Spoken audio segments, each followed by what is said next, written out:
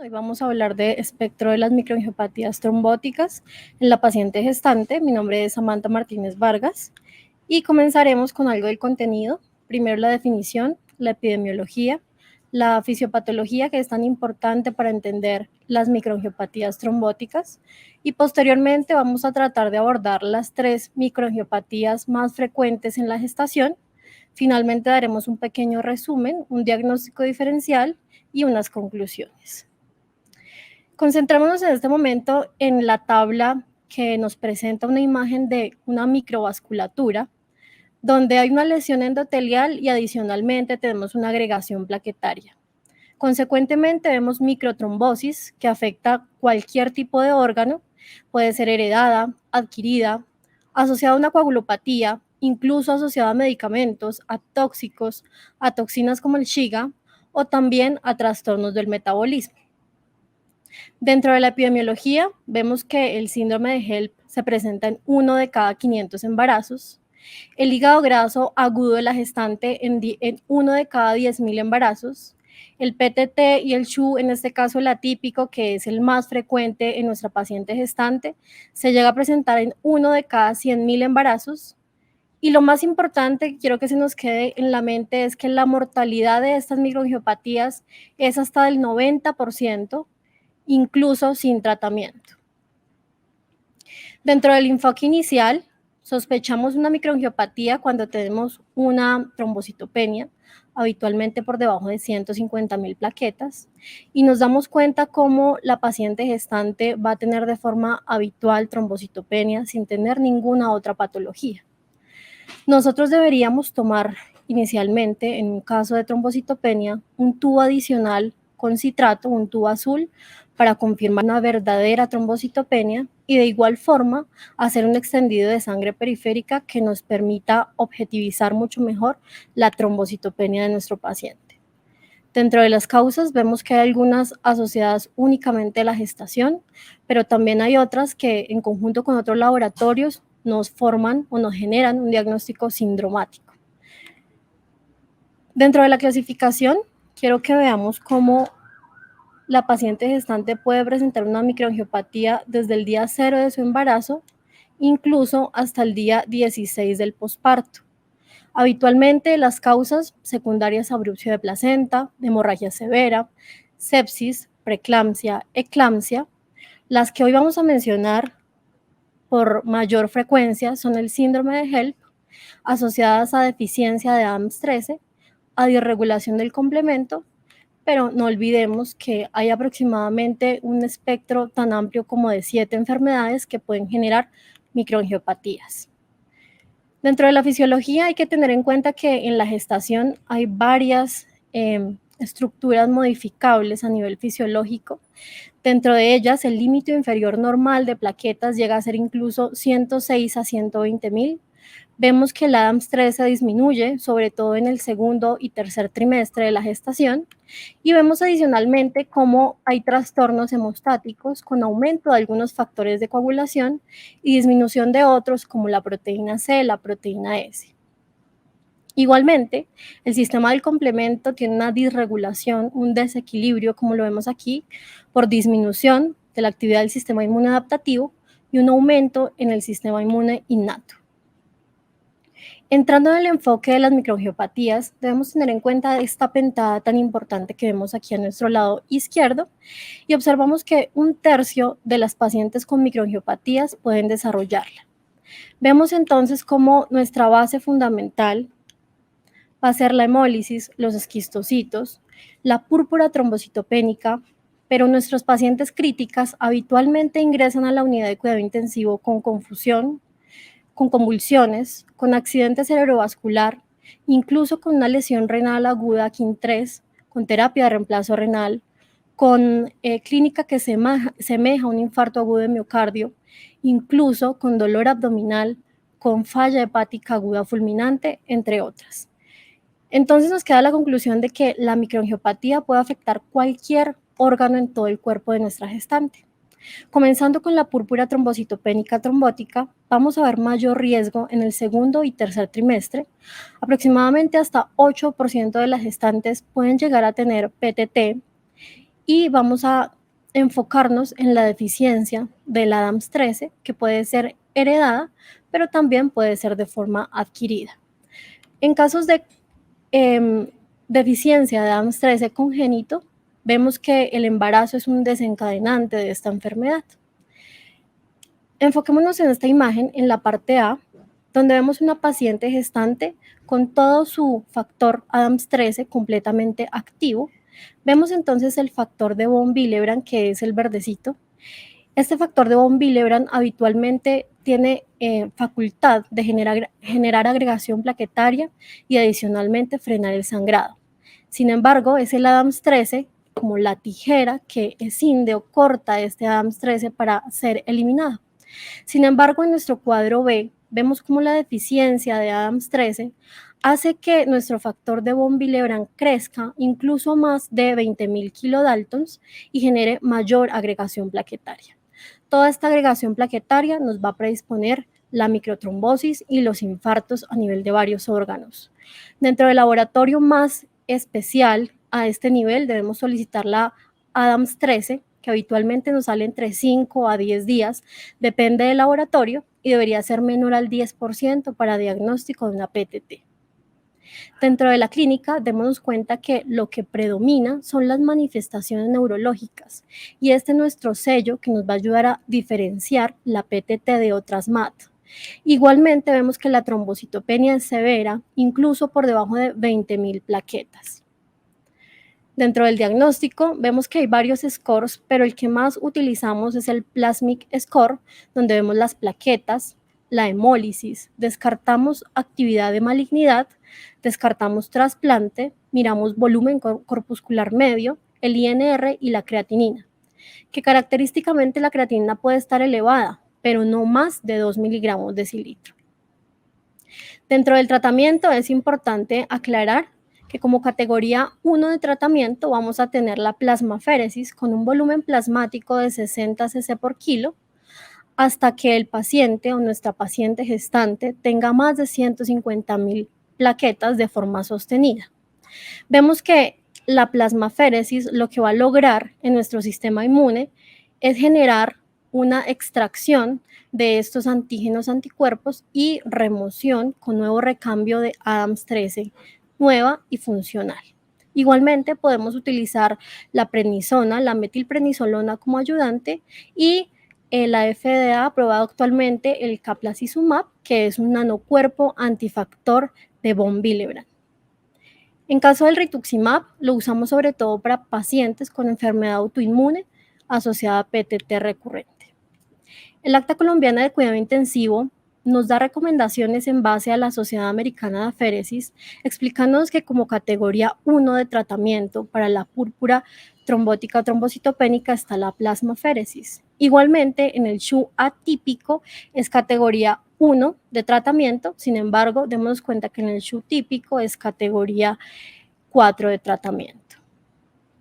Este artículo me pareció interesante para poder darnos cuenta que el fallo puede ser multiorgánico, no solo neurológico en este caso, y vemos cómo en estos pacientes hasta el 91% generaron troponinas cardíacas elevadas, cambios electrocardiográficos, dolor torácico, y ellos usaron anticoagulantes profilácticos, administración de aspirina y plasmaféresis con esteroides de forma temprana. Cuando decimos temprana es antes de las 72 horas de inicio de la clínica de la MAT. Dentro del soporte, nuestra paciente crítica habitualmente tiene trombocitopenia severa, pero solamente reservamos la transfusión de plaquetas en caso de hemorragia como hemorragia cerebral o cualquier otro sangrado severo que comprometa la vida de nuestros pacientes.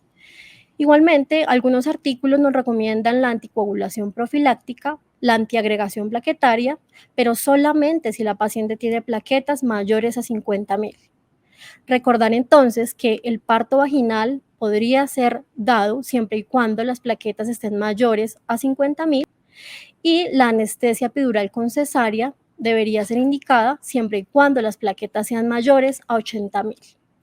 Pasamos a hablar del síndrome hemolítico urémico, teniendo en cuenta que la hipótesis fisiopatológica es un golpe múltiple. donde vemos factores secundarios desencadenantes que finalmente nos alteran la función de C3, conversión a C3b y C5, con activación del complejo de ataque a membrana que ataca directamente nuestro endotelio o el endotelio de nuestra gestante, generando así ruptura y agregación plaquetaria. Hasta el 80% de los casos se llegan a presentar posparto, 20% de causa familiar y hasta 80% de causa esporádica. Habitualmente, nuestras gestantes en la unidad de cuidado intensivo se llegan a complicar por trombosis retiniana, por accidente cerebrovascular, por hemorragia pulmonar, daño hepático, pancreatitis, pero el sello que identifica el CHU, entre otras MAT, es la lesión renal aguda con creatinina mayor a 2 miligramos decilitro, e incluso hasta el 80% de nuestras pacientes van a desarrollar una enfermedad renal crónica. Dentro de los laboratorios, efectivamente, evidenciar la trombocitopenia de forma objetiva, la hemólisis, el daño de órgano, que puede comprometer cualquier órgano, pero en este caso también vamos a tomar el Adams 13, que, como decía, se puede demorar según el laboratorio, sin embargo, no debe impedir el inicio de nuestra terapia con plasmaféresis. Vamos a ver que en este caso el Adams 13 va a ser mayor al 10%. Este artículo, que es una revisión sistemática, nos permite concluir que el CHU atípico se acompaña o es precedido de otras enfermedades como la hipertensión, la preeclampsia, la hemorragia obstétrica, incluso la muerte fetal intrauterina. El régimen que ellos usaron de tratamiento como categoría 1 de tratamiento es el eculizumab y, como vemos, hay régimen de carga y régimen de mantenimiento. Actualmente, en Colombia, una ampolla de eculizumab puede llegar a costar hasta más de 11 millones de pesos. Y teniendo en cuenta que estas pacientes incluso la pueden llegar a utilizar por más de 4 semanas, el costo realmente es alto y la disponibilidad en departamentos fuera de Bogotá es bastante baja. Como tratamiento, ya veíamos que el eculizumab lo que hace es impedir la escisión de factor C5A, C5A y C5B, pero tenemos la otra opción, que es nuestra plasmaféresis, que es parcialmente eficaz en estos casos, pero que debemos iniciarla de forma temprana, antes de 72 horas, hasta esperar nuestro Adams 13 que nos confirme ante qué clase de MAT estamos enfrentándonos. Por este lado, vemos la literatura con esta revisión donde nos dicen que realmente no hay demasiados ensayos clínicos en paciente gestante y que la mayoría de estudios de plasmaféresis se hacen en adultos, descartando pediátricos y descartando gestantes. Sin embargo, es nuestra base fisiopatológica y algunos reportes de caso clínico los que nos hacen utilizar la plasmaféresis de forma segura, siempre y cuando tengamos en cuenta los riesgos, dentro de los que se incluyen la hipovolemia, el shock hipovolémico, el shock anafiláctico, y es por eso que debemos vigilar todo el tiempo los tonos cardíacos fetales antes y después de nuestra terapia con plasmaféresis. Este es un estudio hecho en la India del 2002 al 2016, donde nos muestran que el inicio temprano del recambio plasmático disminuyó la lesión renal aguda e incluso las complicaciones de forma crónica. Hablando finalmente del síndrome de HELP, este está incluido como una de las microangiopatías en la gestación, con una mortalidad hasta del 4%, descrito incluso como un daño multiorgánico, con una mortalidad neonatal hasta un 19%. Vemos cómo inicialmente nos hablaban de que la placenta desencadenaba el HELP, pero actualmente sabemos que hasta un 20% de las pacientes que están posparto están sin su placenta y siguen teniendo HELP o severidad del HELP en este caso. Vemos entonces cómo se altera la vía alternativa del complemento, se altera también el Adams 13 con una disminución del 31% durante el parto y típicamente se va a presentar en el tercer trimestre e incluso hasta el 7º día después del parto. Dentro de la clínica, las pacientes van a ingresar a nuestra unidad de cuidado intensivo con edemas pulmonares, con lesión renal, con mixedema y aumento exagerado de peso corporal, y vamos a ver que presentan dolor abdominal porque el sello de esta enfermedad es la enfermedad de órgano hepático. Vamos a ver falla hepática incluso fulminante. Y esto lo descubrimos probablemente con nuestro Doppler hepático con flujos disminuidos, hipovolemia, isquemia e incluso hematoma subcapsular a nivel hepático. Es por eso que los criterios Tennessee, ACOG, Mississippi piden evaluar siempre el LDH, relación AST-ALT y el número de plaquetas, sin olvidar que nuestros obstetras también piden marcadores angiogénicos y realizan medición de índices de pulsatilidad de arterias uterinas y umbilicales. Dentro del tratamiento, en la mayor parte de los casos, el HELP se resuelve únicamente con desembarazar a nuestra gestante. Sin embargo, en aquellos casos refractarios deberíamos aplicar esteroides de forma temprana que mejoran las plaquetas, mejoran pruebas hepáticas, disminuyen las transfusiones y mejoran o reducen el tiempo de estancia hospitalaria.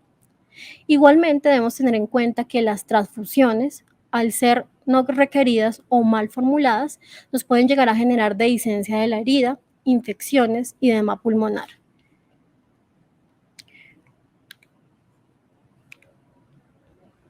La finalización del embarazo debe ser inmediata, siempre que nuestra gestante tenga más de 34 semanas. En caso que nuestra gestante tenga entre 28 y 34 semanas, debemos tomar 48 horas para aplicar la maduración pulmonar con corticoide y posteriormente desembarazar. Dentro de las complicaciones del síndrome de HELP, a nivel materno, como vimos el sello diferencial, son los hematomas subcapsulares o el daño hepático en general, pero también están las hemorragias intracraneanas y hasta un 20% de los pacientes llegan a desarrollar CID. Y aquí igualmente vemos las complicaciones fetales, que incluyen una mortalidad hasta del 20%. Este cuadro final lo hice para que tengamos una estructura de diagnóstico diferencial entre cada una de las microangiopatías más importantes de la gestación. Vamos a ver entonces que PTT, SHU atípico y síndrome de HELP siempre se van a acompañar de anemia hemolítica, trombocitopenia, trombosis microvascular, pero que la trombosis es mucho mayor en algunos órganos que en otros.